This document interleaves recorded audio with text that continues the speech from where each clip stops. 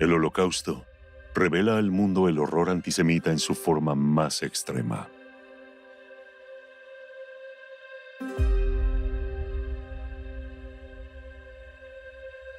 Le sigue una fase de análisis y transformaciones geopolíticas que son esperanzadoras, pero también hay nuevos motivos de preocupación.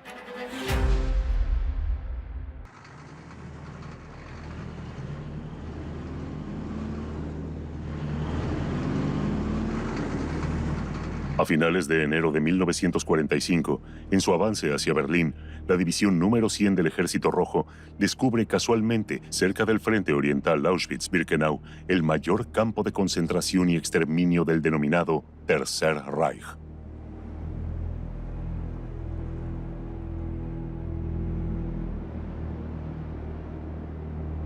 Durante la Segunda Guerra Mundial, 6 millones de personas, definidas por los nazis como judíos y judías, fueron perseguidas, deshumanizadas y asesinadas en fusilamientos masivos o cámaras de gas.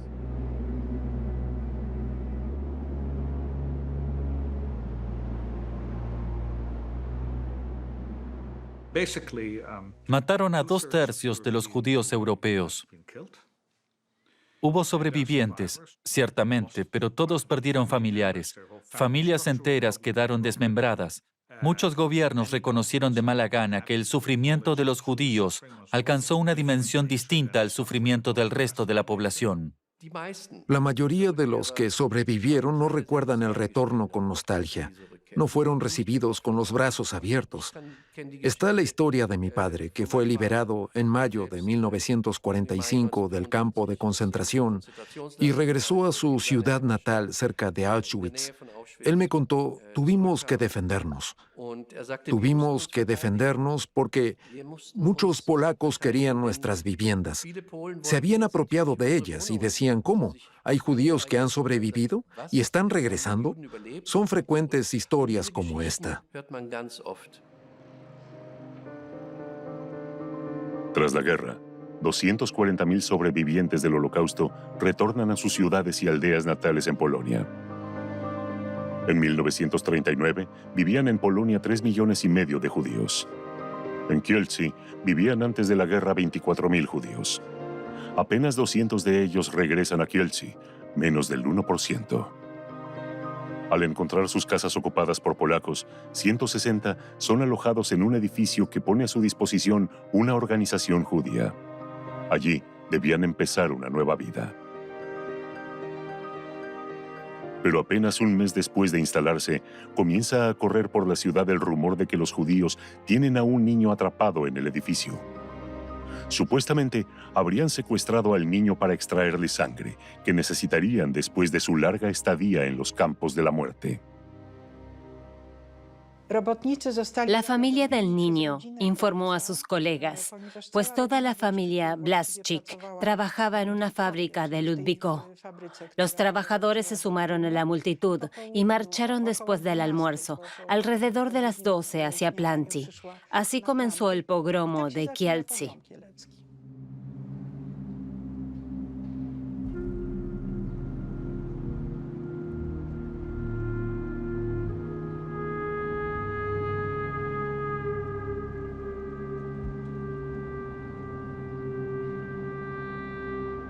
Una de las residentes cuenta: Vi cómo le dispararon a una mujer a bocajarro y cómo cayó del balcón. Después tiraban a la gente al agua y los mataban a golpes con palos en el río. El rumor que corría por Kielce no era más que el resurgir de las calumnias de sangre. En la antigüedad, se acusaba a los judíos de sacrificar niños para utilizar su sangre en ritos religiosos. En la Edad Media, reaparece esa calumnia en forma de mito cristiano, que es reciclado por la Rusia zarista primero y por los nazis después. Así es como las calumnias de sangre han pervivido durante siglos. De distintas maneras, es decir, tras las calumnias de las que hablamos aquí, siempre hubo motivos económicos para justificar el asesinato. Siempre son el móvil, como por ejemplo en el caso del banquero de Norwich. También ahí son evidentes los motivos económicos. En el pogromo de Kielce murieron 42 judíos y 80 resultaron heridos.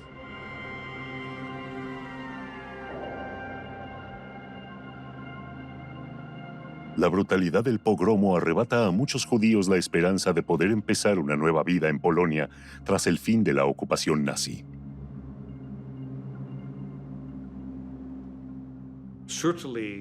Los polacos no eran menos antisemitas al terminar la guerra. Muchos se habían adueñado de propiedades judías. No había tanto para compartir. Por eso se consideraba a todo el que retornaba como un competidor. En realidad no querían quedarse allí. Quizás tampoco querían vivir en un régimen comunista. Pero ¿a dónde ir? ¿A Israel? No, todavía no existía Israel. Los británicos sellaron las puertas de Palestina y no dejaban entrar a nadie de manera legal. Los estadounidenses tenían leyes migratorias muy estrictas, así como algunos sobrevivientes judíos del este de Europa vinieron precisamente a Alemania.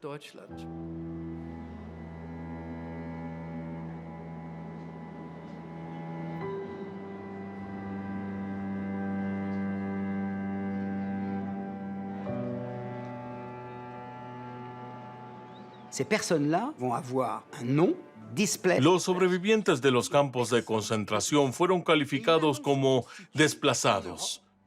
Así surgió en el centro de Europa un problema humanitario con 200.000 o 300.000 judíos que decían: no queremos ni podemos regresar de ninguna manera a Alemania o a Polonia.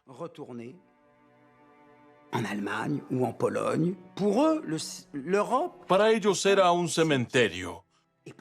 Muchos se acordaron de que un primo, un hermano o un sobrino había tenido la feliz idea de irse a Palestina entre las dos guerras mundiales. ¿Qué hacer con esas personas que han sufrido lo inimaginable?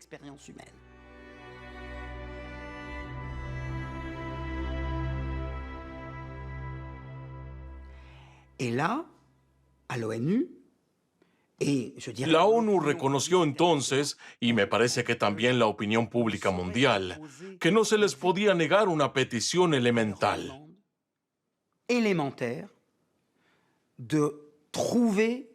Tener nuevamente una patria que les diera una ciudadanía.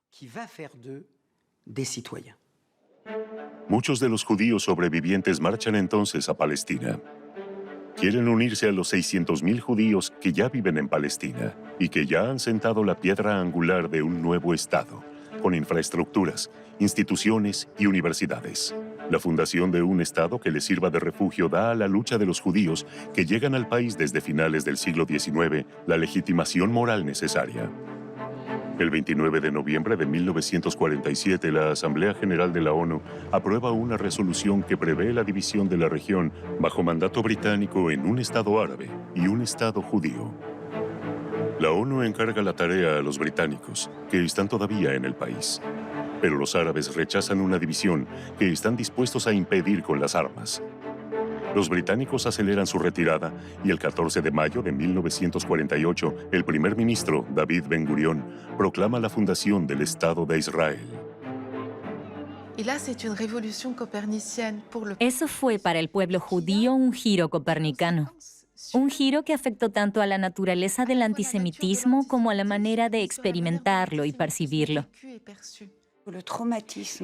El trauma causado a los judíos en el siglo XX los llevó a creer que al menos aquí no se podrían cambiar las leyes porque se trataba de un país para los judíos. Poco después de la declaración de independencia de Israel, los vecinos árabes le declaran la guerra al Estado judío y empiezan a ver a su propia población judía con otros ojos.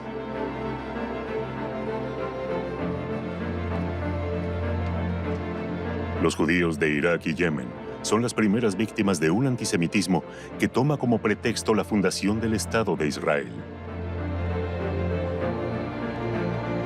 En el transcurso de 2 años, casi todos abandonan sus países, después de que les fuera retirada la ciudadanía. Tuvimos que abandonar nuestro país como criminales. Los judíos no se atrevían a salir a la calle. Todos comprendimos que no podríamos seguir viviendo aquí.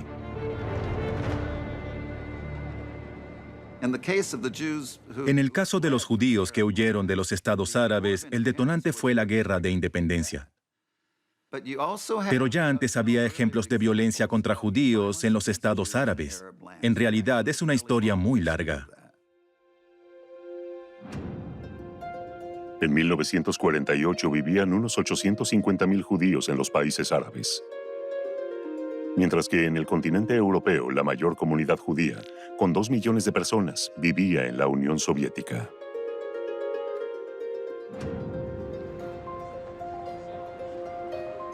Estaban representados en todas las capas sociales. Algunos formaban parte de la élite cultural y política.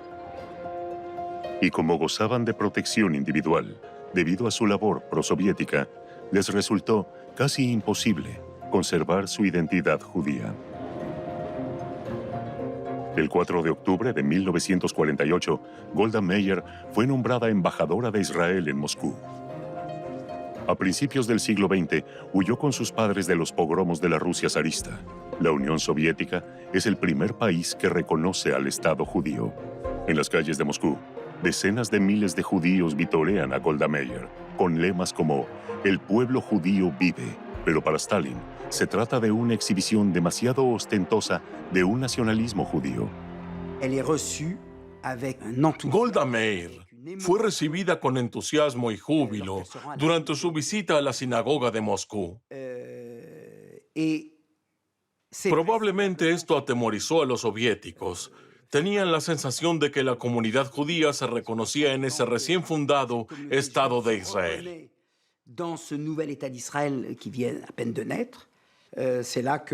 A partir de ahí hubo un giro antisemita en la política soviética. 2 meses después, Stalin ordena la liquidación del Comité Antifascista Judío, tras haber ordenado el asesinato de su presidente, Solomon Michols.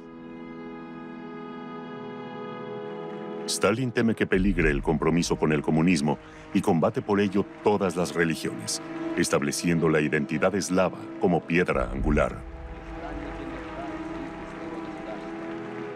Se prohíben los diarios, las editoriales y los teatros judíos.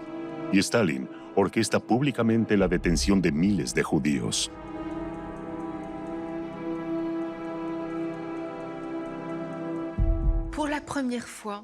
Por primera vez, después del Holocausto, hay en Europa un gobierno que practica una campaña abierta de antisemitismo estatal. En 1952, Stalin quiere imponer su doctrina a la República Checoslovaca y deshacerse del entonces Gobierno de Praga. El 20 de noviembre comienza el proceso contra 14 miembros del Partido Comunista acusados de conspiración. 11 de los acusados son judíos. Entre ellos está también Rudolf Slansky, el secretario general del Partido Comunista. En el proceso de Praga contra Slansky, los soviéticos echaron mano del viejo imaginario antisemita de que el judío es un traidor por necesidad. Slansky fue presentado como un secuaz del sionismo. Kdo prováděl tyto akce? Akce byly prováděny za pomoc cionistické organizace, řízeny byly z Izraelu. Simon Lorenstein fue el último testigo llamado a declarar e inventa una historia. Líderes sionistas tendrían el cometido de destruir el bloque soviético para llegar a controlar el mundo desde una base militar secreta. La calumnia del complot judío mundial empleada por la Rusia zarista y que se apropió luego el nacionalsocialismo alemán es ahora reciclada por Stalin como una conspiración sionista. 6 semanas más tarde, Stalin escenifica en Moscú un proceso espectacular, el denominado complot de las batas blancas. Un grupo de médicos del Kremlin, casi todos judíos, son acusados de intentar envenenar a altos líderes comunistas por orden del Congreso Mundial Judío. Stalin muere 3 meses después. El régimen soviético implementa un giro antisemita con el fin de consolidar su poder y asegurarse el respaldo de las masas. Se reactiva el instrumento político del antisemitismo funcional, muchos siglos después de ver la luz.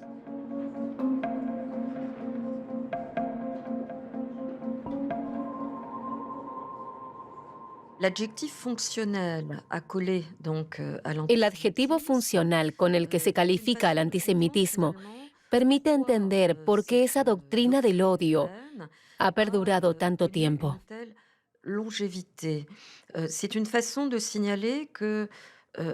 Explica que el antisemitismo sirva en diferentes contextos a personas que odian realmente a los judíos, o a las que les conviene odiar a los judíos, o al menos dar la impresión de que tienen una postura de rechazo.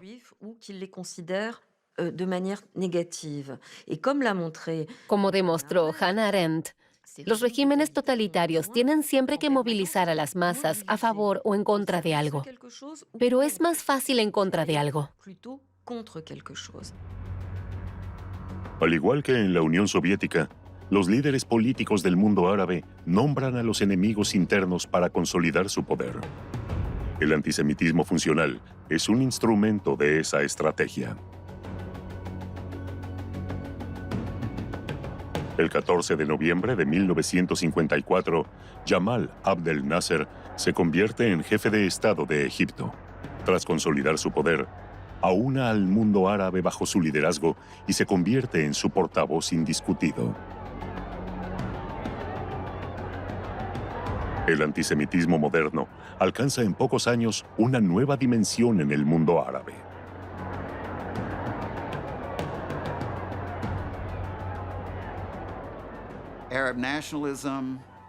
El nacionalismo árabe tiene su cuna en Egipto. Nasser desarrolló una gran admiración por el nacionalismo europeo en general y por el nacionalismo alemán en particular.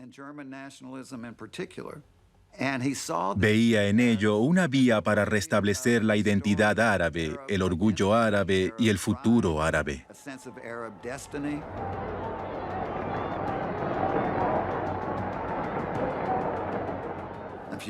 Su política y sus proclamas de odio contra el Estado judío, contra el denominado sistema sionista, son expresión de la lucha de poder.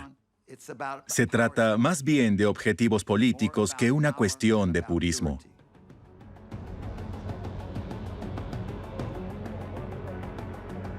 Israel y los judíos centran los discursos de Nasser, quien los denomina el obstáculo que impide un mundo árabe unido. En Egipto son presentados como quinta columna y causa de la miseria del país. Vuelve a circular así una calumnia de 2000 años de antigüedad. En Alejandría se acusó a los judíos en el año 38 después de Cristo de que Egipto cayera primero en manos de los persas, después de los griegos y finalmente de los romanos. El fracaso necesita de una explicación. Y para ello se esfuerzan por encontrar un modelo que puede ser racional o irracional. Se dice, por ejemplo, hemos fracasado porque los judíos dominan el mundo, porque Estados Unidos está al servicio de Israel, porque la prensa y los medios están en manos judías.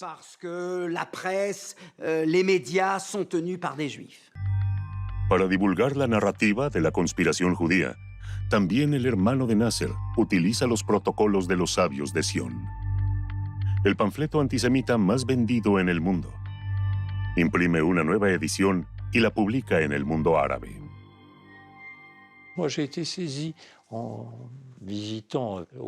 Me sorprendió encontrar en un bazar del Cairo la versión actualizada de Los protocolos de los sabios de Sión en árabe.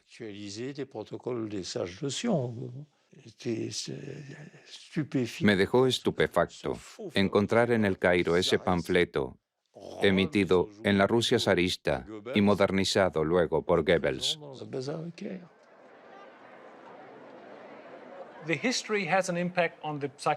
La historia tiene efectos en la psicología del ser humano. En las guerras en las que los países musulmanes atacaron a Israel e Israel salió victorioso, Israel ya no aparece como país débil, sino fuerte. eso puede desencadenar determinadas reacciones psicológicas. Pero, ¿cómo explicar que los judíos sean vistos como inferiores en la tradición árabe, aunque la realidad muestra que eso no puede ser? Para muchos, entonces, la explicación lógica está en la conspiración.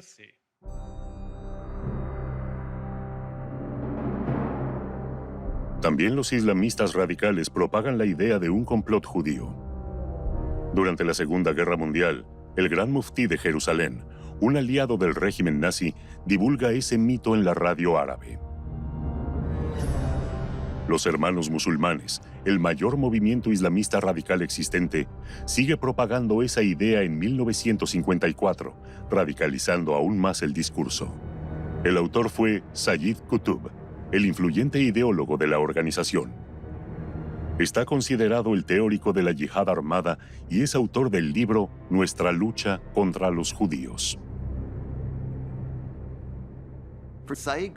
Para Sayyid Qutb, el elemento contaminante judío está en la sangre. Por eso deberían ser aniquilados y no podrían ser redimidos, convertidos o asimilados. Cuando él dice que los judíos son diabólicos en su esencia, no quiere decir que todos los judíos sean malvados, sino que todo lo malvado es judío. Los judíos son culpables de los problemas del Islam porque conspiran de todas las maneras posibles contra el Islam, por ejemplo, instrumentalizando el cristianismo. Eso es fundamental en el pensamiento radical islamista. Qutb influyó en muchos islamistas radicales. Osama Bin Laden y Al-Qaeda, Hassan al-Turabi en Sudán, Ahmad Yassin, el fundador de Hamas, y Hassan Nasrallah de Hezbollah. Qutb influyó en todos ellos. En 1956, después de que Egipto nacionalizara el Canal de Suez, estalló el conflicto entre Egipto de un lado e Israel, Reino Unido y Francia del otro. Los judíos egipcios son declarados enemigos del Estado. En las mezquitas se asegura mediante órdenes oficiales de que serán expulsados pronto del país. Son expropiados, les retiran la ciudadanía y tienen que abandonar el país. En los próximos 15 años, gran parte de la población judía abandona Argelia, Túnez y la mayoría de los países del mundo árabe musulmán en los que vivieron durante siglos o incluso milenios.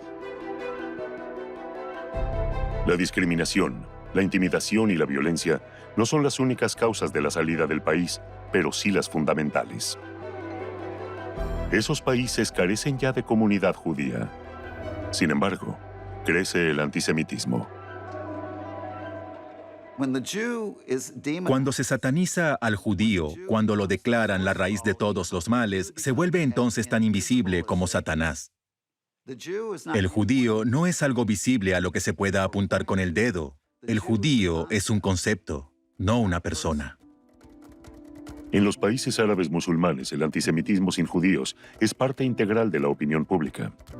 Esto llega tan lejos que es tolerado y visibilizado en programas de televisión. Existe incluso en los programas de cámara oculta, donde los famosos creen que participan en un programa con judíos israelíes. Allí, el antisemitismo ya no es un tabú, solo que está aceptado y forma parte del entretenimiento. الإعداد ما حكى لك إن هذا تلفزيون إسرائيلي؟ لا ولكن هو إيه المشكلة؟ حضرتك مين؟ حضرتك معاك بطاقة؟ ده مصري ولا إيه؟ أنا موجود في بلد. بلد أنت جاي منين يعني؟ حملت ولا ما حملتش؟ أنت مين؟ يا محمود أنت مين؟ يا محمود أنت مين؟ أنا شايف حوار أنت يا محمود احنا الحكم بعد المداولة على فكرة احنا الحكم بعد المداولة حرام عليك يا ضربت قبل كده اصلا انا ضربت قبل كده. El fenómeno de la hostilidad hacia los judíos en países en los que no hay judíos no es nada nuevo. احنا الحكم بعد المزاولة احنا كلنا مصريين. El antijudaísmo no va solo contra los verdaderos judíos, no va contra los judíos de carne y hueso. Se trata más bien de un sistema de pensamiento basado en un odio muy específico El judío ocupa ahí el lugar de cualquier pueblo odiado, o simplemente representa las hostilidades contra todos y contra todo.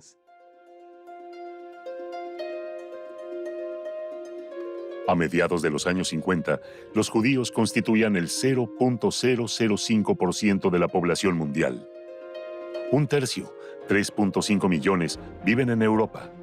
Israel tiene cerca de 1.6 millones de habitantes. En Estados Unidos vive entre tanto más de la mitad de la población judía, casi 7 millones.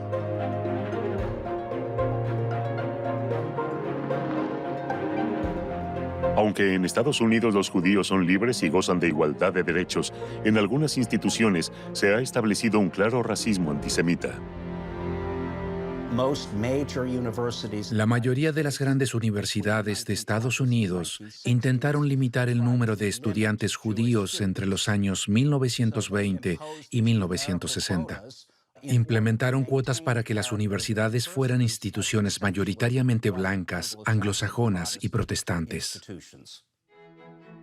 Philip Roth estudió a mediados de los años 50 en la Universidad Rutgers de Newark. Y aunque aquella cuota no le gustara, no le impidió manifestar orgullo por su identidad, que era al mismo tiempo judía y estadounidense. Los niños judíos de mi generación y yo crecimos con la maravillosa sensación de que ninguno de nosotros tenía menos derechos que los demás estadounidenses. Nuestros abuelos fueron arrancados de su Gestalt. Cuando intenté reconstruir los pormenores de nuestra existencia antes de Estados Unidos, me topé con una amnesia intencionada que no profesaba solo mi familia. Pero hubo un suceso que despertó en muchos judíos estadounidenses la memoria del antisemitismo.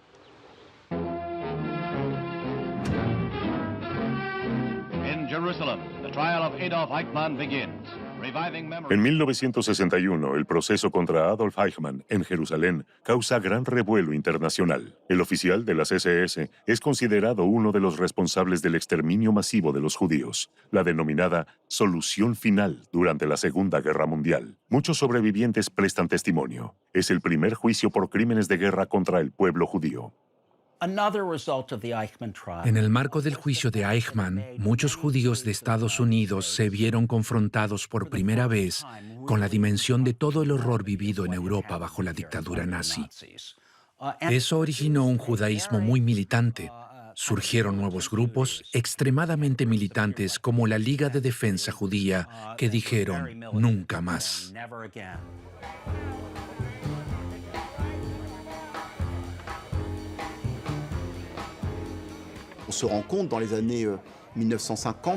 En los años 50 y 60 hubo judíos famosos y activistas que participaron en el movimiento por los derechos civiles.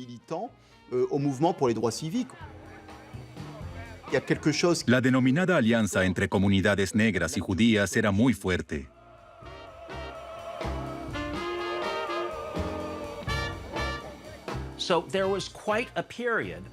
Hubo una fase larga en la que los judíos y los afroamericanos lucharon juntos en Estados Unidos por los derechos civiles. No solo los negros eran maltratados y asesinados por el Ku Klux Klan y la policía de los estados sureños, también los judíos. Por eso la cooperación fue enorme. Les antisémites voient des juifs partout. Moi, j'aimerais bien voir des antisémites, mais je ne les vois pas, car ce n'est pas à la mode aujourd'hui d'être antisémite. Los años 60 son un momento de cambio, tanto en Estados Unidos como en Francia. Muchas novelas, películas y debates televisivos se centran en el antisemitismo y su pasado. Vous serez ému jusqu'aux larmes par ce film qui raconte une histoire vraie, l'histoire d'une bouleversante amitié entre un enfant juif et un vieillard antisémite. 30 000 personnes déjà ont acheté ce livre. C'est pourtant lundi seulement que le prix Goncourt sera décerné officiellement à André Schwarzbart. Una novela incisiva cuenta la historia del antisemitismo desde la Edad Media a partir de una crónica familiar. El antisemitismo pareció enmudecer. De repente se hizo una especie de silencio.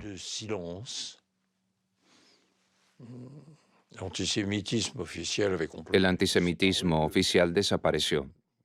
Nadie se hubiera atrevido a decir muerte a los judíos como antes de la guerra, pues la gente había sido testigo de la muerte de tantos judíos, de manera que se tuvo mucho cuidado durante toda una generación.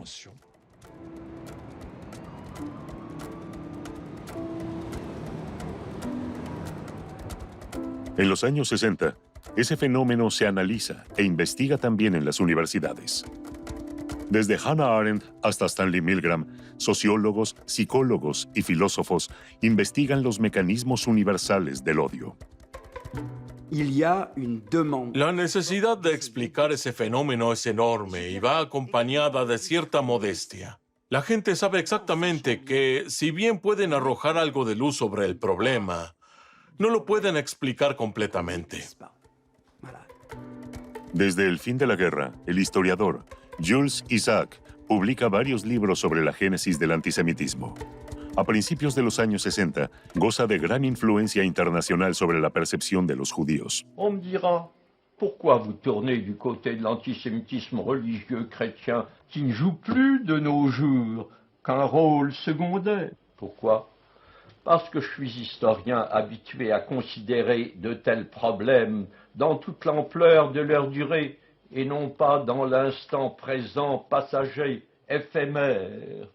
L'enquête historique m'a révélé que la racine la plus profonde de l'antisémitisme était un certain enseignement traditionnel chrétien qui s'est exercé pendant près de 2000 ans, de génération en génération, pendant des siècles, par des milliers de voix.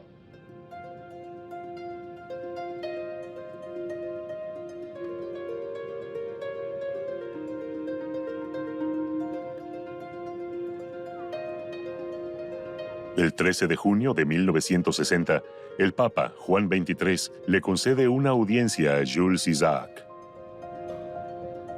Jules Isaac le dijo al Papa que los cristianos no pueden negar ni ignorar que en estados cristianos los judíos eran perseguidos. En esa audiencia, el Papa le aseguró que podían tener algo más que esperanzas. 2 años más tarde, el 11 de octubre de 1962, inaugura en Roma el Concilio Vaticano II, en el que participan 2.300 obispos de todo el mundo.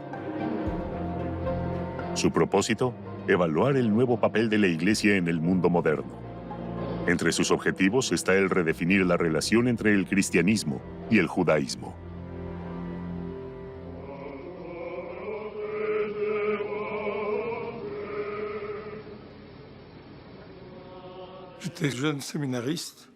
Yo era un joven seminarista cuando viajé a Roma para participar en la última sesión.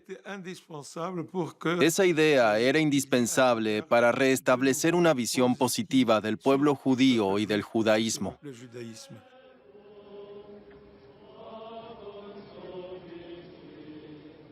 La mentalidad cristiana está cargada de demonios. Esa mentalidad tiene que ser erradicada. Es el veneno de cualquier religión. El Papa exigió que se eliminara de la liturgia y del catecismo la noción de pérfido judío.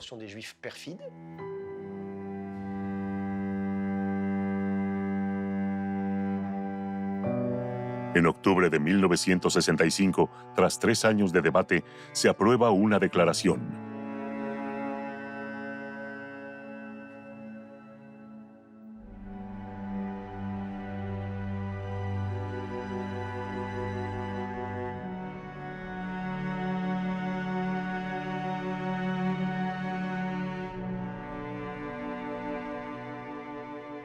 ¿Cómo podría no reconocerse que una tradición religiosa tan divulgada, consagrada y poderosa estaba reevaluando su pasado e intentara decir, puedo seguir existiendo, aun cuando yo misma denuncie esa importante fase de mi existencia? Tras 2000 años de historia, la Iglesia rompe oficialmente con el antijudaísmo. 25 años después de la Shoah, muchos europeos empiezan a creer que el odio hacia los judíos es cosa del pasado. Desde 1945 hasta 1970 se tuvo la sensación de que eso había acabado. El antisemitismo remitió y tal vez incluso llegó a desaparecer, pero luego resultó que no era así. En 1970, organizaciones terroristas y movimientos de extrema izquierda perpetran una serie de atentados en Alemania. Siempre hubo continuidad y rupturas en el antisemitismo, pero también hubo el antisemitismo de izquierda. Con frecuencia se olvida una ola de atentados en los años posteriores. En 1970 hubo un atentado contra una residencia de ancianos en Múnich, en el que murieron algunos sobrevivientes del Holocausto. Esos atentados convierten a los judíos en blancos potenciales en la lucha por la causa palestina.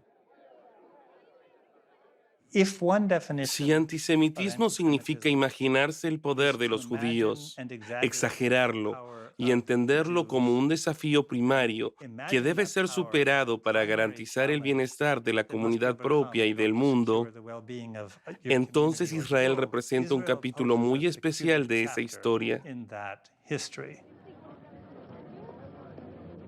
En parte de los movimientos de extrema derecha de Europa, pero también de las corrientes radicales de izquierda, se propaga un antisionismo radical que se confunde con los límites del antisemitismo.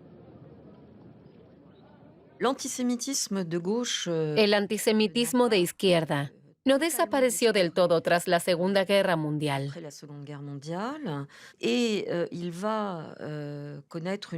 Sino que vivió un renacer en el marco del conflicto israelí-palestino, en el que se presenta a los judíos nuevamente como opresores.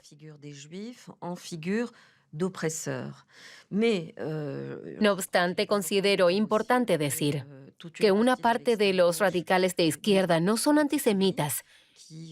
Los trotskistas y maoístas nunca fueron antisemitas. El 30 de agosto se celebra en Lima, Perú, la Conferencia de Ministros de Exteriores de los 77 estados no alineados, desde Yemen hasta Sri Lanka y desde Cuba hasta el Congo. A pesar de la diferencia de opiniones, el sionismo es condenado como una amenaza considerable para la paz mundial.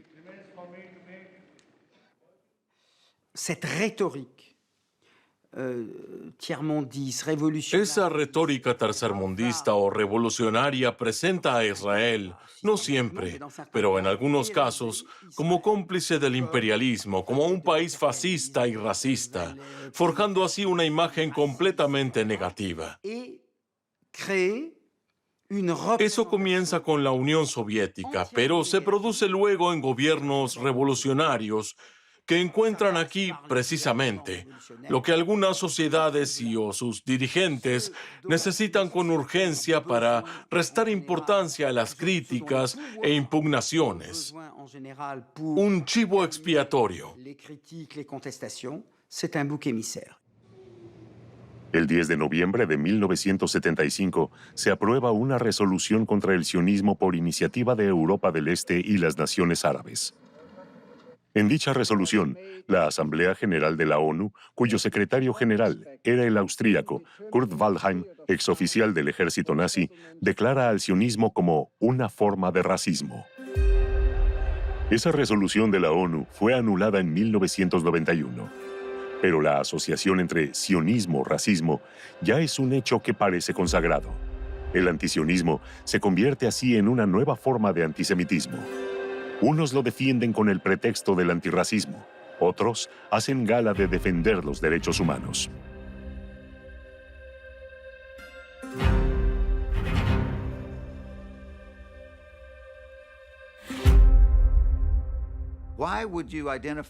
¿Por qué se equipara el sionismo con el racismo? Porque es sabido que el racismo es algo malo. Y nuestro deber moral es hacerle frente al racismo.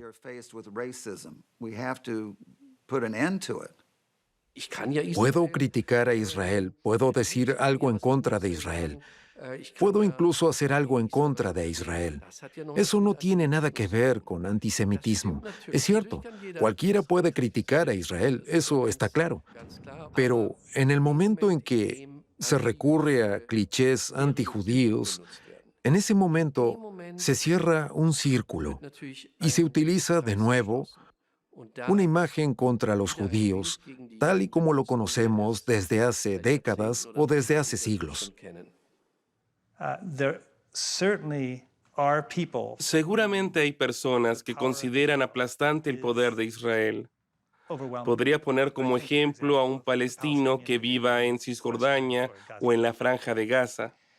Para esas personas, la idea de que Israel o los judíos sean el mayor problema del mundo no es necesariamente antisemita, sino que es comprensible desde el punto de vista de las circunstancias en que viven. Pero es algo completamente distinto que sean millones de personas las que piensen que Israel es el mayor problema para el mundo. Un ignoble attentat raciste a été commis aujourd'hui en fin d'après-midi à Paris. Il s'agit d'une bombe qui a été placée un peu avant 19h devant la synagogue de cette petite rue du 16e arrondissement. Pour la première fois depuis la fin de la guerre, on a assassiné des Français parce qu'ils étaient juifs. A principios de los años 80, la serie de atentados que comenzó en Alemania se extiende el resto de Europa. Quel sentiment vous avez aujourd'hui? J'ai un sentiment de honte et de douleur. Et de désespoir. A pesar de ser hechos aislados, los atentados causan una ola de indignación. Cientos de miles de personas salen a protestar a las calles de París, Viena y Amberes. En los 80, aumentan las protestas masivas contra el racismo. En muchos países se tipifican como delito las manifestaciones antisemitas. Crece la preocupación por el destino de los judíos en todo el mundo. Israel, Estados Unidos y Europa son escenario de manifestaciones en apoyo de los judíos discriminados en la Unión Soviética. En esa época, la opinión pública europea se concientiza cada vez más sobre la magnitud del genocidio cometido contra los judíos, al igual que las consecuencias de un antisemitismo llevado al extremo.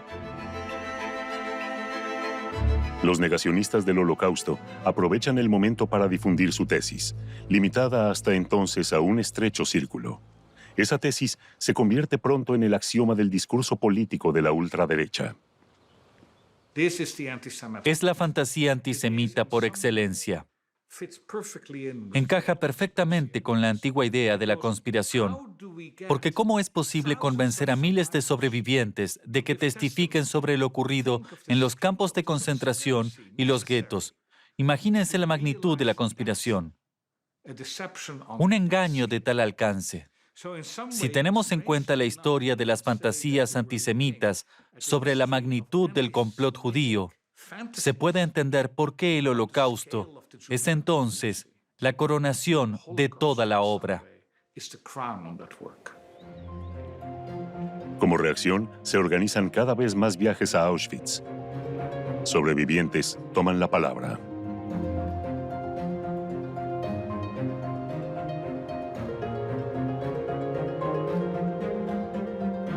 En Reino Unido y Canadá se abren y ganan juicios. Desvelan así el antisemitismo de los negacionistas del Holocausto. En Francia, el abogado y exministro de Justicia, Robert Badinter, es uno de los que se enfrenta a ellos en los tribunales. Tout à l'heure encore, vous a répété, oui, cette entreprise, cette escroquerie politico-financière. Alors, ça veut dire quoi? Si on le traduit dans sa vérité humaine comme moi je l'ai vécu, ça veut dire que tous ceux qui sont morts, les parents et les autres, tout cela sont devenus les instruments conscients, utilisés par tous les Juifs. Pour quoi faire? Pour arracher des réparations auxquelles ils n'auraient pas eu droit?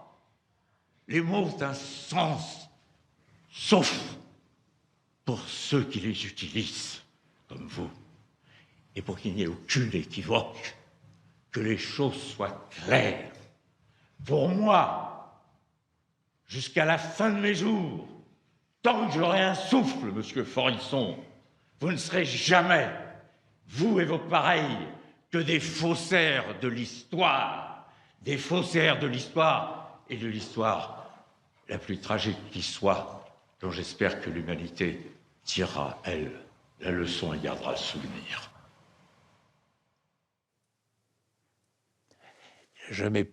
Faurisson nunca quiso responder a eso, pero yo se lo dije a él y a todos los negacionistas del Holocausto. Ustedes no son más que falsificadores de la historia. May I say how deeply grateful I am to the American people, to its leadership in Congress and the White House, and to its many benefactors, and to the survivors, especially the survivors, for helping us further the cause of remembrance. 2000 años después del primer caso documentado de violencia antijudía, se pone en marcha el proceso de reconocimiento y reparaciones.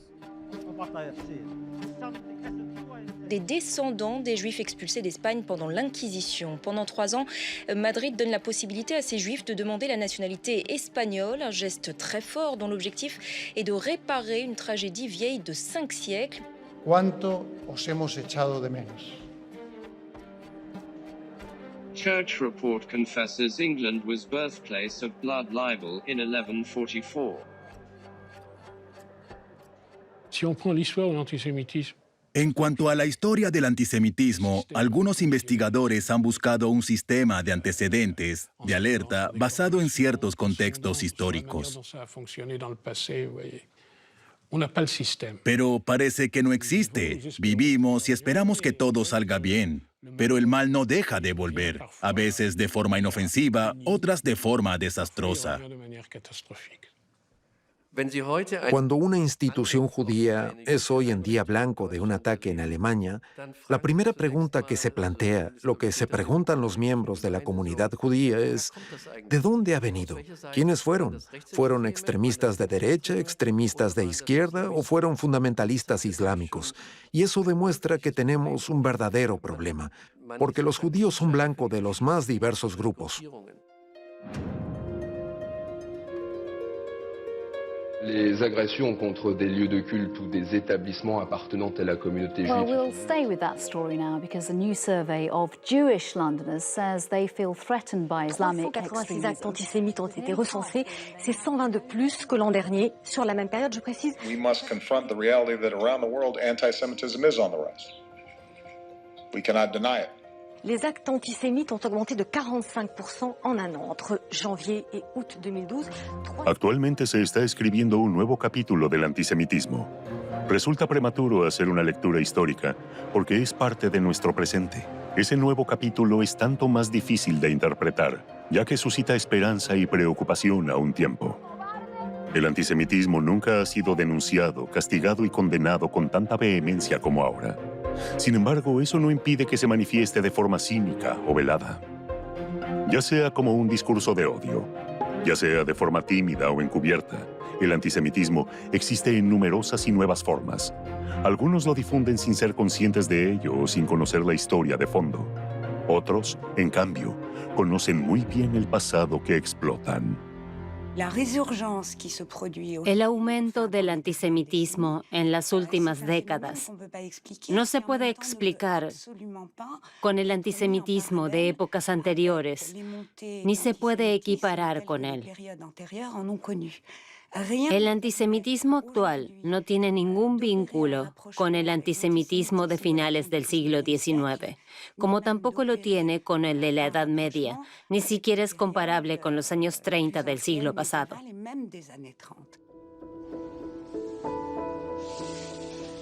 El nuevo antisemitismo no está recogido en la legislación de los países europeos o de Estados Unidos.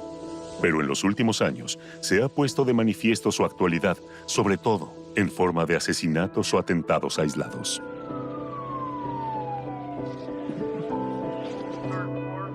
Primero fueron perpetrados en Estados Unidos por la ultraderecha en Pittsburgh, Jersey City y Muncie. Después, de nuevo en Europa en nombre del islamismo. En una escuela en Toulouse, en Francia, fueron asesinados niños a bocajarro. También hubo muertos en París, Bruselas, en Viena o en Halle, Alemania. Del lado antisemita siempre hubo argumentos en contra, porque no se argumentaba ni había que hacerlo de forma racional. Y ahí radica el gran dilema de la lucha contra el antisemitismo. Aunque no por ello deja de ser importante. También lo fue antes, enfrentar el antisemitismo con medios racionales, con esclarecimiento, con metodología didáctica y, si fuera necesario, con medios jurídicos, pero la realidad es que los resultados fueron casi siempre muy limitados.